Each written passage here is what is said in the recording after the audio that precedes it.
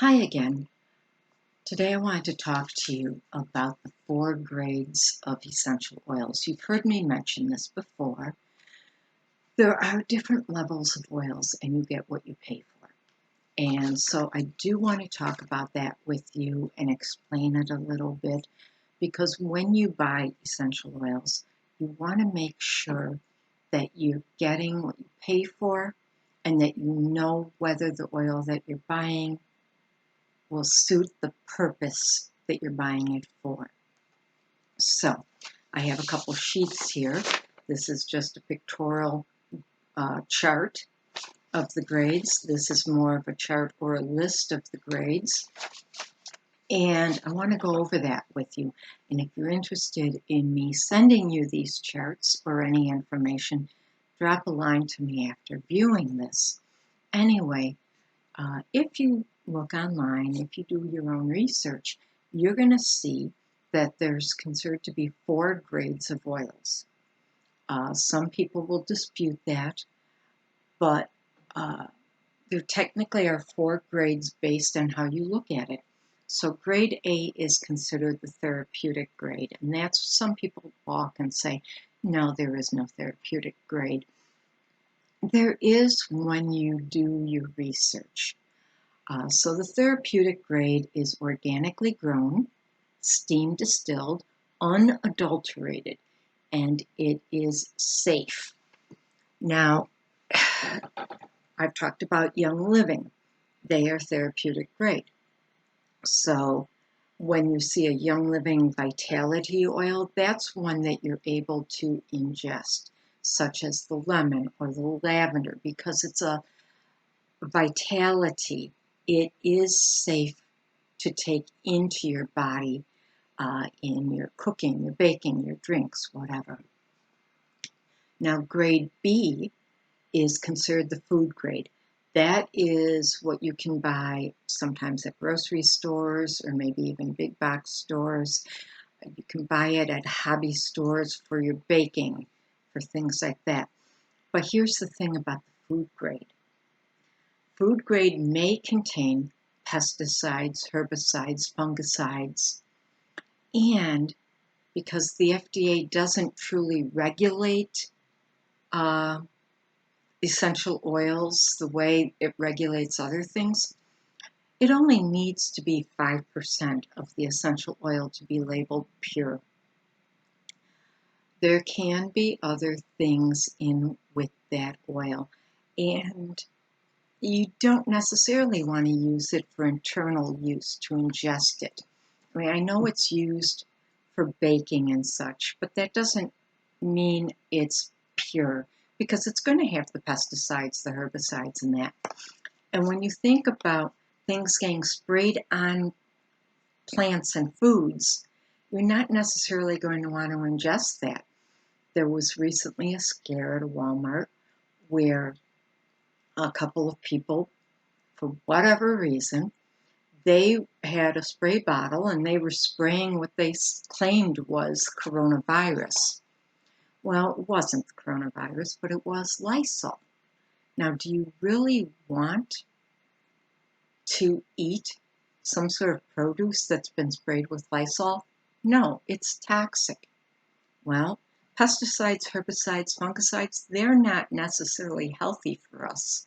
So you do want to be cautious when you're looking at the food grade essential oil to make sure that it's not containing something that could be harmful for you. The next grade is grade C. Grade C is considered the perfume grade. Again, it will possibly contain pesticides. Now, you're not ingesting it, you don't drink perfume, but you are putting it on your body. And in addition to those pesticides, grade C will also have chemical solvents and alcohol in it. And the chemical solvents, they're like extenders to get more out of the oil. They dilute it down somewhat so that they can use less of the pure oil in the perfumes. And again, it only needs to be 5% essential oil to be considered pure. And the fourth grade is floral water. Now, floral water is a very low quality byproduct. When you when you distill the oils and you use the water is going to absorb some of the scent and some of the byproduct.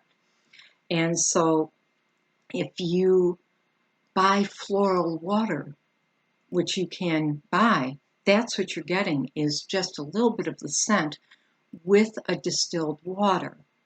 Now, it's not harmful, but it's not the pure essence. So I've got a few things here to just show you the differences. Now this is rose oil.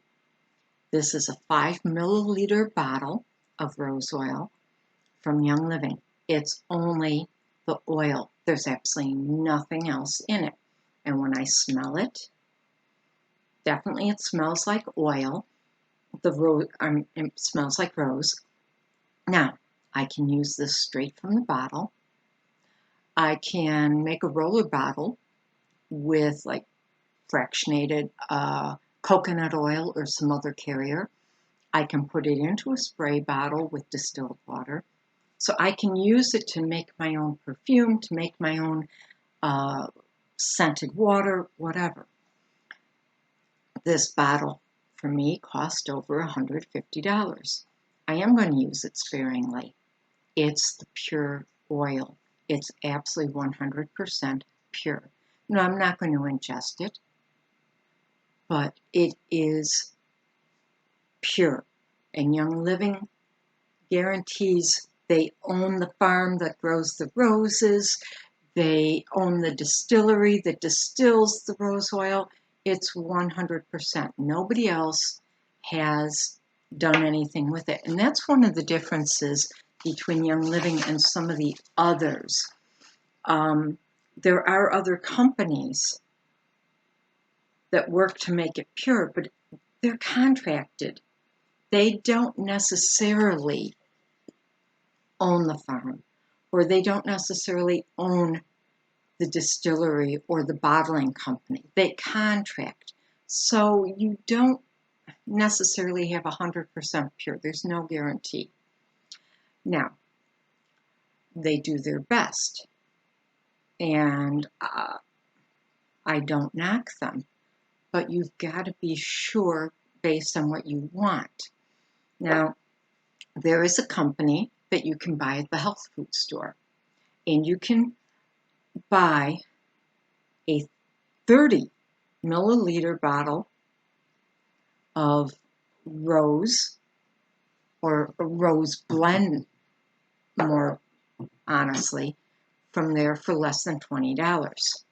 And I went and did a little homework on the ingredients.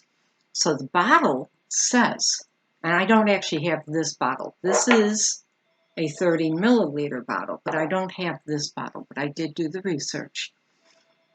It says on it 100% pure and natural. Then on the label it also says 5% oil blend. So it's not 100% of the rose. It's 5% rose with other stuff. So it has what's called Pure Rose Absolute. This is when you look at the ingredients. So Rose Absolute basically undergoes a chemical extraction, making it absolute. And in other words, super concentrated. Very aromatic mixture. It does not come from steam distillation like an essential oil. So even though it's an essential oil company, even though it says 100% pure, it's not steam distilled. They got it in another method to get the aromatic part. And to that they added pure grapeseed oil. That's why it's a rose blend. Now, I can't tell if there's anything else or if it's only those two ingredients. It's 100% pure natural, but it's only 5% of the oil. And I have not been able to find if it's any other oils in it. Now, besides that, if you go to buy this bottle, which is under $20, you need to be aware there's an expiration date. Okay? This has no expiration date. A year from now, this is still the pure oil. It's still going to have the same scent. The other won't.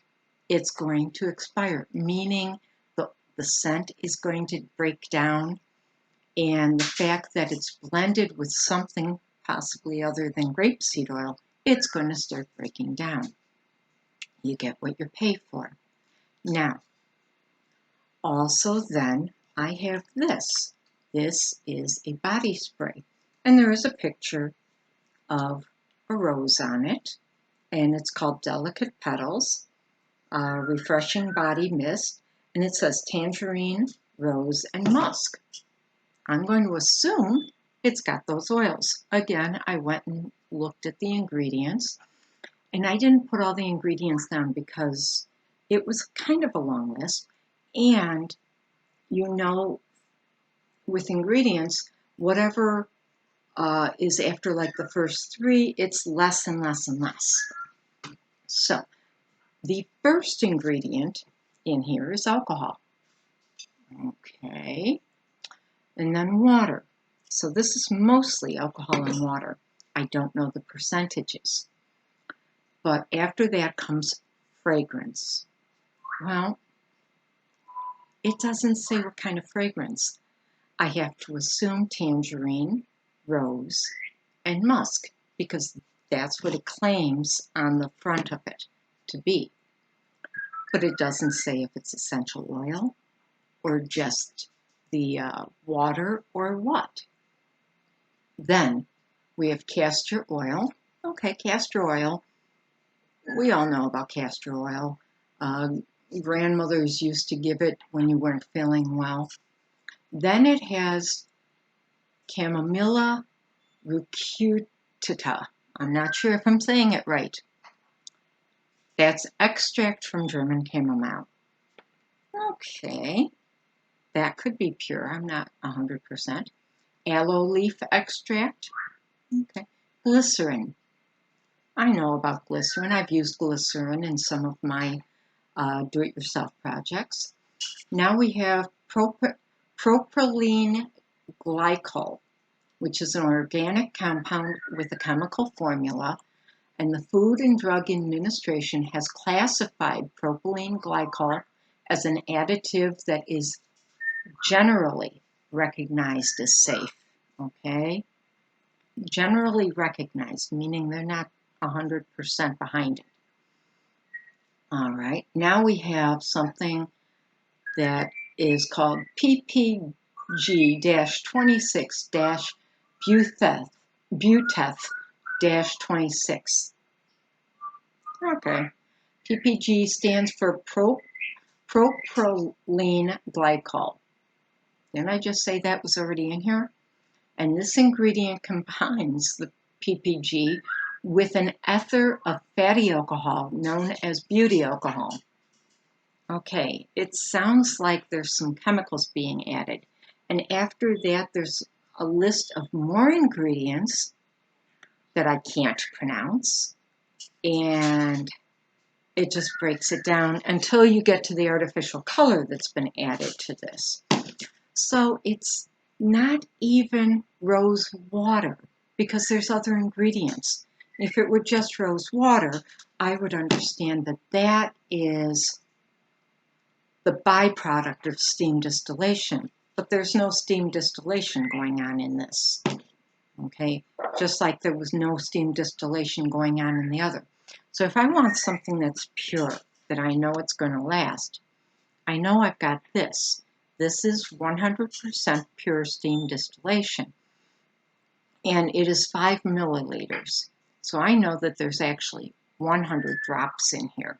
I've done some research, and give or take, there's 100 drops of rose oil. So it's expensive. It's over $1.50 a drop. But I know what it is, and if I mix it with grapeseed oil, jojoba oil, any of those oils, I still know what I'm getting. Or if I mix it with distilled water to spray on myself, again, I know what I'm getting. This, I have an idea of what I'm getting. This, yeah, I sort of know what I'm getting, but I'm just not 100% trusting of it. So when I look at the grades of oils, I know not everything is equal. And so this is a lengthy video. I hope I didn't bore you with it. I hope you got something useful. If you have any questions, reach out to me. I've been doing the homework, and if I can save you some time, or if, like I said, you want these sheets sent to you, I'll be glad to get them to you. Or you can do your own research. But understand, you do get what you pay for. And yes, I paid a lot. This was not really comfortably within my budget, but I know what I'm getting out of it. So I hope you've learned something helpful.